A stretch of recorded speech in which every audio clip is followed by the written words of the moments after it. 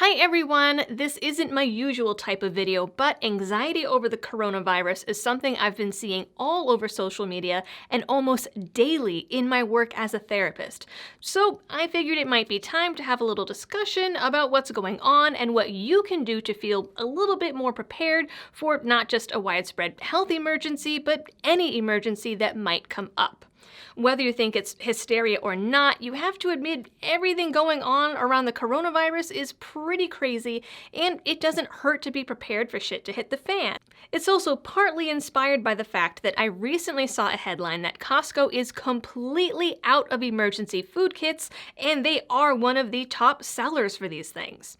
And indeed, when I put my zip code into their site and clicked emergency kits, I got the message that no products were found, and to instead check my local warehouse to see if they had it stocked. I got the same message when I tried the zip code from my old hometown and where my grandparents had lived in Florida and New Hampshire. Still nothing. Meanwhile, this is what the page used to look like. Reuters is reporting that in Italy, supermarket shelves are completely empty and cleaning supplies are also sold out. And I believe it. Around here, stores sell out of basic staples just over the threat of an ice storm or 6 inches of snow. And Italy isn't the only place that this is happening. There are reports from all over the world that supplies are going fast because people are in a panic. In light of that, I do want to make a note about one of my partners who I've mentioned many times before, My Patriot Supply.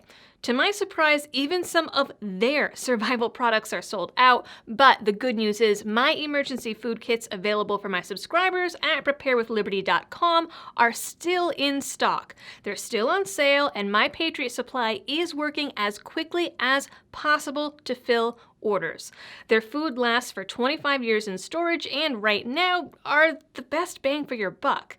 All the ingredients for their kits are also 100% grown, processed, packed, and shipped in the US, so there are no worries about contamination from other countries. Due to demand, please be aware that there are shipping delays. Unfortunately, it can't be avoided, but their staff is literally working 24/7 right now to make sure that you are prepared. Their link, as well as my sources and some of the other stuff I'll be talking about today, will be down in the description, as always. As for some of the crazy things going on with this virus, China is lying about how many cases they actually have, doctors are dying, people are getting shot, and there was that weird arrest in Boston a few weeks ago where the chair of Harvard's chemistry and chemical biology department was found to have illegal ties to China's military and the Wuhan Institute of Technology. He was indicted along with a BU researcher who was secretly actually a Chinese lieutenant, and a third man, a researcher for both Harvard and Beth Israel, that's one of the big hospitals here, who was also arrested because it turns out he was also working with the Chinese government and was caught smuggling biological material out of Logan Airport. I promise this is not the script of some propaganda spy movie. It was reported by CBS Boston on January 28th. Is it related? Maybe, maybe not. I don't know, but you still have to admit it is pretty nuts, and the timing is a little coincidental. There are now 600 people in Massachusetts alone in quarantine for possible symptoms of the coronavirus, which has been dubbed COVID-19. Officials say that in this case it's self-quarantine, but there have also been tales of people being shuffled off of airplanes and immediately taken into quarantine by government officials. There are also entire provinces in China on lockdown, with doctors and anyone else talking about the virus suddenly disappearing. Japan has announced they'll be closing all of their schools until April. They're also set to be the host of the 2020 Olympics, and they're threatening to flat out cancel the games even though they're almost 5 months away. South Korea has closed their churches and has nearly 10,000 people in quarantine, and is threatening to jail them. No big deal. US bases in South Korea have shut down pretty much all recreational activities and facilities. Places all over the Middle East are shutting down holy places and canceling major religious pilgrimages and canceling daily prayers. Cases are now confirmed all over Europe, Asia, Australia, South America, and the US. If you ever played that mobile game Plague Inc., it's basically that. The Johns Hopkins dashboard even kind of looks a little bit like the game screen. Even though I recorded this video only a couple days ago, there have been a lot of updates as to who is getting hit, how many, and how hard, so instead of waiting until the end of the video for the updates, I'm going to stick them in wherever they're relevant. Originally, Africa wasn't reporting any cases, but that has changed. 6 countries in Africa are now reporting cases of coronavirus. Originally, the major epicenters were China, Italy, and Iran, but that too is changing. New epicenters and clusters are emerging in France, Germany, and in Washington state. Italy has also announced the closure of all schools.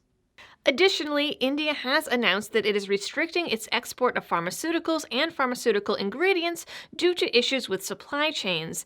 These restrictions include everything from vitamins to antibiotics.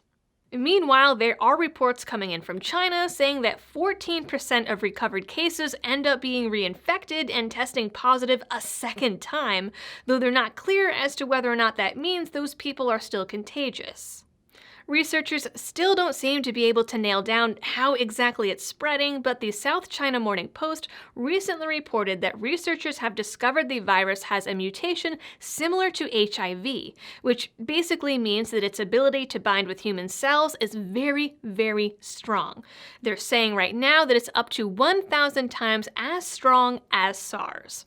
They're also speculating that the virus is kind of like if SARS, Ebola, and HIV got together and had a weird mutant love child.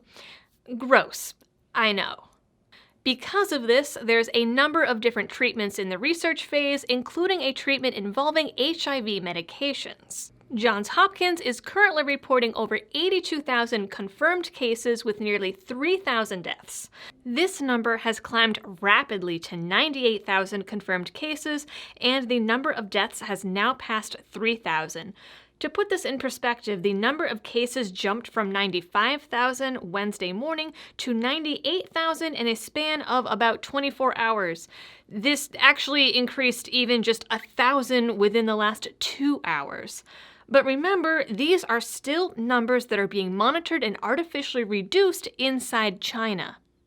Those numbers are climbing daily, and again, the Chinese government is being very secretive, as can be expected from a communist country, and has been caught fudging the numbers on more than one occasion. If you're interested in the daily updates of what's going on, along with the number tallies, I would highly recommend heading over to Stick's channel, as he's been doing an update every day on this for probably about a month. To put these numbers in perspective, the CDC has a table showing the disease burden of the regular old flu for the past 10 years. Depending on the season, anywhere between 9 million and 45 million Americans catch the flu, with anywhere from 12,000 to 61,000 deaths if it's a particularly bad season. So, as of right now, as scary as this thing is, it's nowhere close to the level of the regular old seasonal flu. Update here courtesy of Wednesday's New York Times. The Times is now reporting that the World Health Organization is saying that the fatality rate is higher than the flu at 3.4%.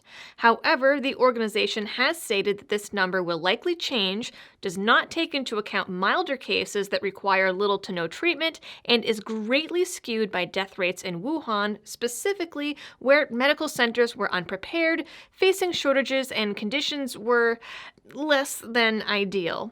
Also, the government was disappearing doctors and researchers, so there's that. What is probably the bigger issue at hand here is how the virus might disrupt the economy and supply chains. Stocks have fallen sharply over worries of the coronavirus. The AP reports that factories are being shut down and trade routes being frozen. Federal Reserve Chair Janet Yellen has released a statement warning that the global economic impact could put the U.S. into a recession. The CDC, too, is warning that the disruption to everyday life might be severe, though other experts claim that that's an exaggeration. This might be less of an exaggeration now, as major companies such as Amazon, Microsoft, and Puget Sound Energy, which is a local utility in Corona hit Seattle, is telling the bulk of their workforce to work from home, and the North Shore School District has announced it will close until the end of March and instead offer remote learning. I'd certainly argue that those measures constitute a major change to daily life. Either way, it doesn't hurt to have some emergency supplies, whether it's against a viral outbreak, a recession, or even a hurricane that knocks out the power for a while. It's funny because the general public has been making fun of preppers forever now, with The Guardian even suggesting prepping is only for rich people, but at this point, even the Red Cross advises people to have enough supplies for either a 3-day evacuation or 2 weeks at home if you plan to stay there during any sort of disaster. And for good reason. Now people are scrambling and finding out what happens if you don't have backup supplies. As you saw, some supermarkets overseas are barren, and even standard dust respirators you can pick up at Home Depot are selling for anywhere from $40 to $10 grand on eBay. And now preppers everywhere are saying, "Told you so." This is no longer limited to Italy. Amid coronavirus fears, Costco has had to put up notices in their stores alerting people that they are no longer selling water, toilet paper, or cleaning supplies because they've all sold out. There are also similar shortages in Walmart stores and in Targets, and Home Depot is limiting the number of face mask purchases to 10 per person, and pharmacies in various states are selling out of hand sanitizer and cold remedies. Folks, basic hand washing is still the best way to fight this thing. Just saying. Now, full disclosure here, I am not an expert prepper by any means, but I've done some research over the years, and I live in New England, where power outages during inclement weather are pretty routine and stores sell out of everything at the first whisper of a nor'easter or hurricane. I gotta get the bread and milk. I gotta get the bread and milk. They said snow. I gotta get the bread and milk. Oh my God. And I figured that at least counts for something. So what supplies should you have on hand? Personally, I have 2 of the 2-week kits from My Patriot Supply on hand, as well as some rando number 10 cans I picked up from Emergency Essentials and Mountain House maybe 5 or so years ago. We are, unfortunately, a high allergy household here, so we have to have a lot more variety than your everyday household. So we also always pretty much have a big stock of canned tuna, beans, rice, and peanut butter, anything that doesn't require refrigeration and has a long shelf life. These are all also things that are also in our regular daily diet, so they rotate on the shelves and won't go to waste. You'll have to consider that a lot of emergency preparedness products do require water, and humans can only live 3 to 7 days without water depending on conditions and who you ask. Water is essential.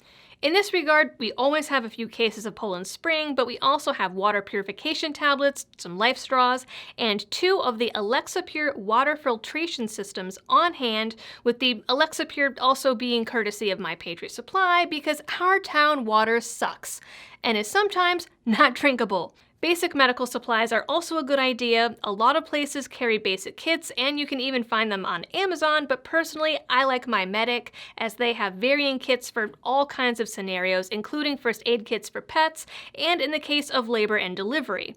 Honestly, if you do anything outdoors or any kind of physical labor, it's probably a good idea just to have a kit in the car. And if you're someone that takes prescription medications, a lot of pharmacies have options where you can mail in your scripts for 90-day supplies. This is not a bad idea, and it's usually cheaper. And finally, because we live somewhere with volatile weather and all the power outages that come with it, we also have other basics like batteries, flashlights, a couple multi-tools, extra blankets, waterproof matches, a fire starter, handheld can openers, none of that electric crap, and of course, guns and ammo. A lot of people, depending on their situations, might also have things like tents or tarps and rope or paracord, at least for their bug-out bags. One thing that I did see mentioned recently that I don't typically see in emergency kits is soap and basic toiletries. We personally buy things like toilet paper, cleaning supplies, and soap in bulk at BJ's or Costco because it's way cheaper and it's not like we won't ever use it. So we always have some on hand anyway. I've also seen articles in the past talking about having a bulk supply of tampons for obvious reasons, but also because they can be used as fish hooks or bait or something, but honestly, I don't know about that. It's also a good idea to have some cash on hand, as well as copies of any important documents and a list of important or emergency contacts. As I mentioned earlier, my grandparents lived in Florida for many years, and having all of these things packed in bags and ready to go at all times was super important during weather evacuations. And having emergency numbers written down came in very handy when they were in shelters, both before the age of cell phones and after, when their phone batteries were dead. Also, portable radios were a blessing when it came to getting weather and evacuation updates, and it gave them something to listen to. So those are your prepping basics, as well as some of the stuff going on with the coronavirus, though that, of course, is just the tip of the iceberg. Again, I would not call myself a prepper, really, so I'm sure I'd missed some things or forgotten some of the supplies buried in my closet, but it is the list of a New Englander that likes to be prepared. Depending on where you live or what your situation is, your supplies might be different, and certainly leave other suggestions down in the comments for other viewers. My main point here is you don't have to wait for a disaster to prepare, and it doesn't have to be super expensive. If you are prepared, you might not feel as worried or anxious if or when disaster strikes, because it always will at some point. That's it for this one. Please don't forget to like, share, and subscribe. Drop any of those extra tips you might have down below. And if you really like my work and want to help out the channel in other ways, you can do so over at Patreon, Subscribestar, or give a one-time donation through PayPal or crypto. As always, thanks for tuning in, and I'll catch you in the next one.